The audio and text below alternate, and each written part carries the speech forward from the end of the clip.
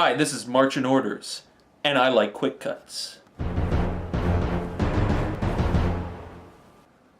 So let's start the show.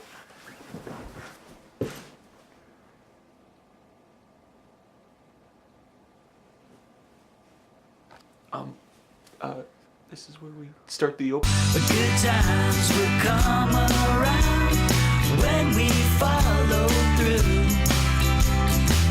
I just wanna share a smile with a friend like you. A friend like you. A friend like you. A friend like you.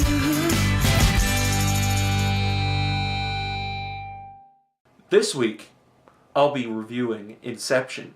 But first, a little bit about myself. You're probably asking yourself, why should I listen to this crazy bearded man who was probably raised in the woods by wolves? Well, let me tell you why. Well, let me tell you, I love film, and I have a strong knowledge and understanding of it that, well, probably most people have. But damn it, I have a degree. This degree. It could be in any course, but it's a degree. Let's start it. It's called Inception. Already. Well, here are my thoughts and opinions on Christopher Nolan's Inception. If you haven't seen the movie, you might not want to watch the rest of this. Well, my initial thoughts and reactions to Nolan's Inception are that it's a well-structured, well-put-together film that took him 10 years to really construct. And you can tell that there's a lot of work and effort in the script because he's the sole writer on it. And I'm sure, he showed it to other people, including his brother Jonah Nolan, but it's his work, and you can really tell that he is the star of the film. With Wally Pfister's cinematography, which is beautiful and very slick and kind of cool looking, like a Michael Mann movie, for example, Heat. I also think that the performances are all very good. None of them particularly stand out. I mean, Leonardo DiCaprio is the lead role, or the lead character in the movie, and he gives a very kind of in-depth performance, but his character is probably the best written, where you have other characters like Tom Hardy's Eames or Joseph Gordon-Levitt's Arthur, who are all good, but they don't have as much depth or backstory. They're all part of a full puzzle, which is Inception. Now, let's break it down. The first hit. Originality. Christopher Nolan's script, which he's been working on for 10 years, is one of the best written, structured scripts I've probably ever read and probably ever seen on screen.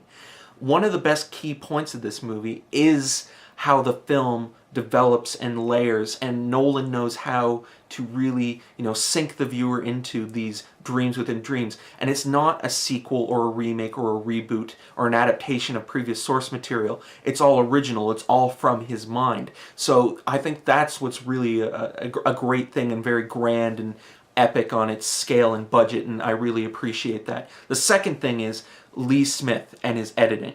Lee Smith has been Nolan's editor for quite some time, and here he edits this movie as well as Nolan has written it. He puts together the dreams within a dream sequences so perfectly with the parallel and cross-cutting that you really just can't wait to see each cut happen, and how fast it is, and how the action moves, and how the story progresses. And the film doesn't feel like 148 minutes. It feels like, 2 hours, and you don't want it to end. And 3, the last thing that I have to recommend that's very high on this list as well is Wally Pfister's cinematography. One of the most beautifully sleek-looking films of this year, really reminiscent of a Michael Mann film, Heat or Thief. It's got a style of its own, and it's gritty, but at the same time very polished and high art. So I have to recommend that movie. And the misses? None. So as a final rating, I'm going to give Christopher Nolan's Inception 5 out of 5. A well-deserved 5 out of 5. And if you haven't seen this movie already, what are you doing listening to me? Go and see it now. Do it. I have it under control.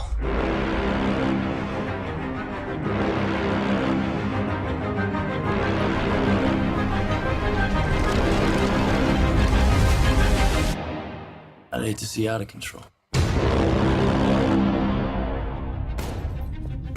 I review the movies. so you don't have to. Stay tuned.